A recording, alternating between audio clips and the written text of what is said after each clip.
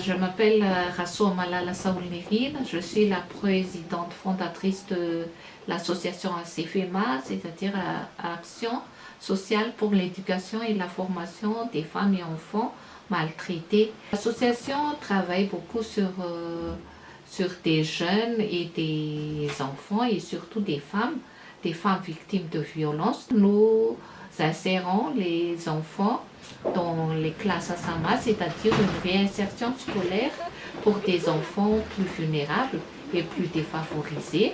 C'est une association à but non lucratif qui travaille au service et aux protections des gens de la population les plus vulnérables. Nous avons pensé que la famille n'est pas constituée seulement d'une femme et des enfants, mais il y a toujours des jeunes ados dans cette famille. C'est la raison pour laquelle nous avons pu créer un centre de formation diplômante destiné pour les jeunes. Nous travaillons vraiment sur l'éducation, la formation et l'accompagnement psychosocial des femmes, des enfants et des jeunes en situation difficile. Ce pas des enfants qui sont en conflit avec la loi, mais ce sont des enfants, des jeunes qui ont des problèmes au sein de leur famille. Notre membre est formé de 15 jeunes qui travaillent bénévolement dans l'association. Cet effet, nous sommes obligés de recourir à des volontaires internationaux. Et comme nous sommes des associations à but non lucratif qui n'avaient pas des ressources bien permanentes, mais il y a quand même des gens de bienfaiteurs et des gens généreux qui nous aident. Comme c'est ponctuel, donc ça n'arrive pas à couvrir nos dépenses. Que les enfants qui viennent ici ne payent pas des frais scolaires. C'est à la charge de l'association, les fournitures scolaires, les salaires et la cantine. C'est la raison pour laquelle nous fait appel encore à des autres bienfaiteurs pour nous venir en aide. Ça dia madame Rassoul manampy Odestine mitazona kilasy eo amin'ny ACFEMA. Fikambanana ACFEMA aloha dia mahafinaritra nefa izy io tsy mitovy ny école rehetrarehetra. Ohatran'ny raha fikambanana ohatran'ilay zazakely misy fahasiambanana ny sasany, misy ny manana aretim-po, misy ny marenina, ao ihany koa ny tsy ampy aminazy io. Dia ny zazakely ao miisa 2-3 ny kilasy iray. Ny lehilahy amin'izany miisa 10 ary ny vehivavy 2-20. Ao amin'ilay mpianatra, mampianatra anazy, manoritoro azy, miaraka aminazy isan'andro. Ao ihany koa sasany mankaty an-trano aty mihitsy manontany an'izay zavatra tsy azo. Ao sasatsairina ihany amin'ilay izy satria ao misy ny T0 hatramina T5 samy isan-karazany, T0, T1, T2, T3, T4, T5. Zay daholo ny anjena aminazy, tsy maintsy araha-maso le zaza arahana tsirairay mihitsy. Misy mbola tena tsy nianatra mihitsy, dia tsy maintsy mbola ampianarina mitomboka amin'ny A. Ary eo ny anina taremarika mitomboka amin'ny 1 jusqu'à 10. Dia tsy maintsy miezaka ny tena, tsy maintsy manara-maso le zaza. Ao ndray kosa moa mba fa maharakaraka dia mahafinaritra mihitsy ny fiarahana amin'le zaza. Ny olana indray moa dia misy ny olana eo amin'ny resaka karama, tsy dia vita le miantoka anay loatra amin'ny resaka karama. Fa tsy maintsy mba mila fanampiana zay amin'ilay resaka karama. Fikambanana aloha dia tena mahafinaritra, dia mahafinaritra mihitsy ilay miara-miasa aminazy. Mahafinaritra mihitsy hoe na ny tenako ary dia tena hoe mahafinaritra anay ihany koa satria sanana ohatran'ny antso ilay izy dia miaraka amin'ireo zaza ireo. Nefa zareo misy ihany koa nefa zareo misy ny tsy ampy amin'ilay fiainana, dia sanana mahafinaritra anazy ataony tena namana akaikiny mihitsy ny tena amin'ilay izy. Tena manakaiky foan'ny tena zany ilay zazakely, tena miara-miasa amin'ny tena ary miara milalao tsara mihitsy. Hatraty an-trano azy, sasany tambonina hatraty an-trano aty. Ny atao ao moa dia misy fiaraha-misakafo, miaraka misakafo amin'ilay zaza.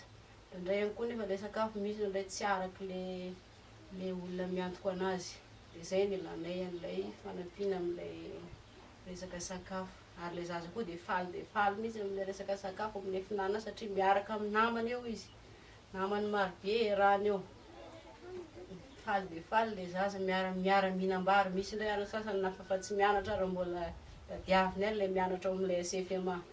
Ary marobe ihany koa ny olona mitady an'ilay CFMA, mahafinaritra ilay olona misy ilay association CFMA.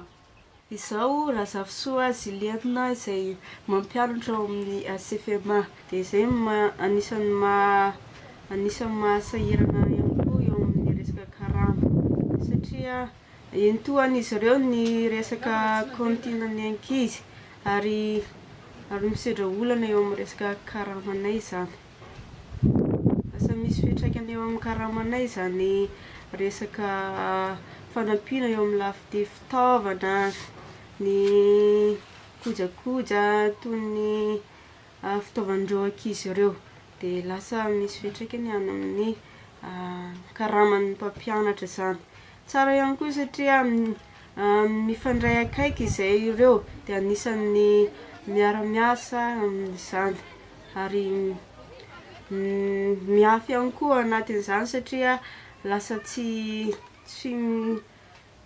ampy tsony ny fansian'ireo mpiandraikitra aminay ireo, ka noho izany dia mangataka aminareo izay eo amin'ny lafiny izay karama izay.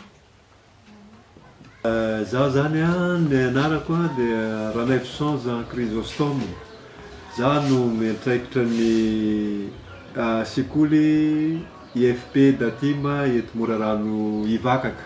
Ny mombamomba ny sekoly dia nanorenana azy voalohany teto dia tamin'ny taona 17 sy 2000 ary ezaka be no nanatanterahana ny fametrahana izany fotodrafitrasa izany teto Morarano satria herintaona monja dia tsy maintsy novitaina ny fotodrafitrasa rehetra izay natao ampandehanana an'io sekoly io, ary tao anatin'izany taona ray izany dia tsy maintsy nanomboka avy hatrany koa tateoriana ny fampianarana izany.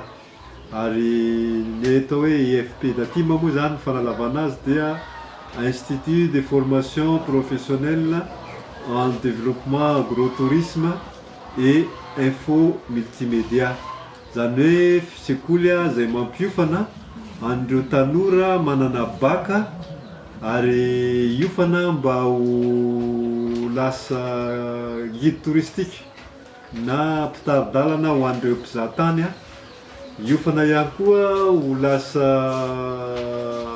ahay kirakira amin'ny resaka solosaina moa zany indrindra eo amin'ny resaka fakana sary, fanaovana sary isan-karazany. Ireo tanora ireo dia nofanina ao anatin'ny 2 taona ny faharetan'ny fiofanana izay omena azy ireo ary ny faripahaizana izay azony amin'izay dia faripahaizana technicien supérieur moa zany na bac plus 2 ny faripahaizana, ary rehefa mivoaka avy eo izy ireo dia afaka misehatra amin'ny sehatr'asa izay nampiofanana azy io.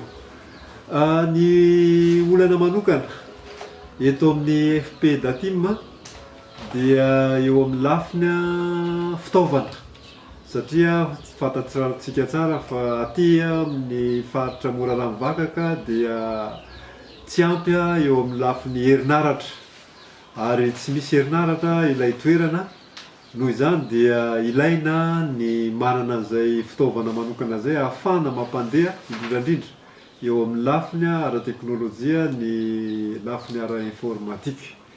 Dia izay zany no olana kely.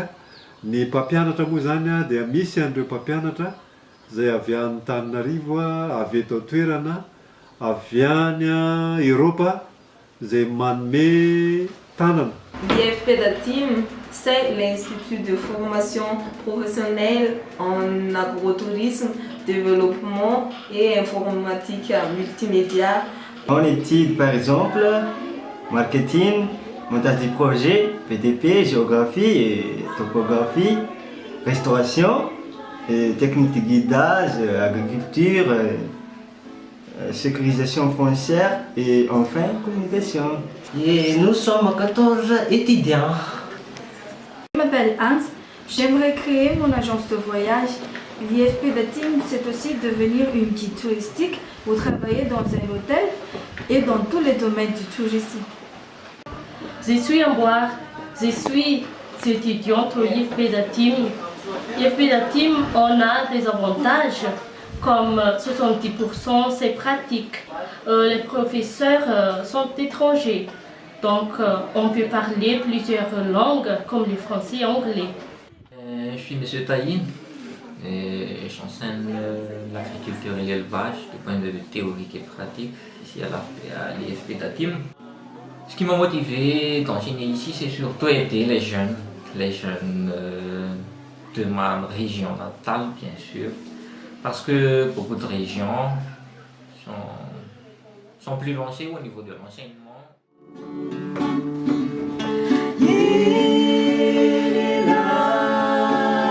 Je m'appelle Manon, j'ai 22 ans. J'ai décidé de venir à Madagascar et d'intégrer la CFEMA du mois de juin jusqu'au mois d'août. Donc moi, au sein de la CFEMA, le rôle que j'ai eu à jouer ici, c'est tout d'abord dans un premier plan une partie agriculture où j'ai appris et j'ai pu mettre ma pierre à l'édifice en quelque sorte aux différents potagers de l'association qui permettent de nourrir la famille et les étudiants, les élèves et les jeunes de l'association. Donc on a pu créer un nouveau potager, l'aménager, également entretenir les potagers actuels, que ce soit l'arrosage, renouveler les plantes.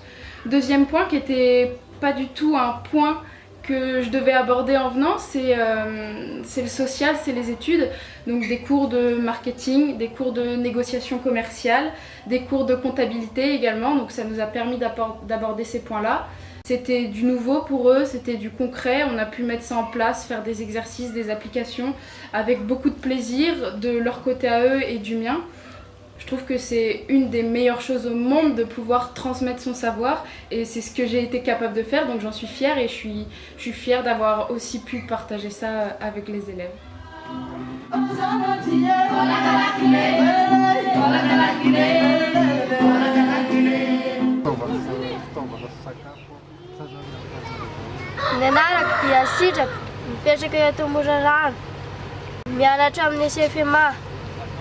Za dia 12 taona. Vao maraina dia avy misasa trano dia misasa ny tongotra dia mandeha mianatra. Rehefa tonga any am-pianarana dia miditra amin'ny fito maraina. Dia manao ny lesona sy ny exercice. Dia rehefa tonga any amin'ny sivy dia mirava kely. Dia rehefa tonga any amin'ny 1:30 dia mirava. Ary misakafo ihany. Ny CFEMA miantoka izany. Ka rehefa tonga ny amin'ny 2 dia miditra indray ary amin'ny 4 izay no mirava. Dia rehefa mirava dia mody dia manao zavatra aty an-trano. Izay mianatra any amin'ny CFEMA.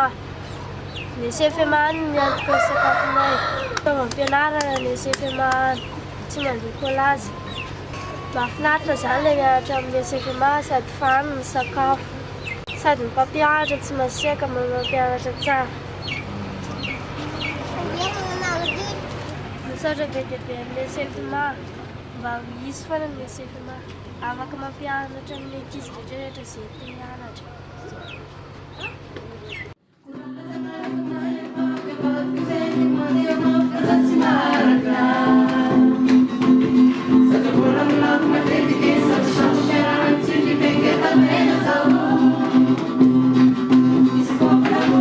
Abrindo com boca do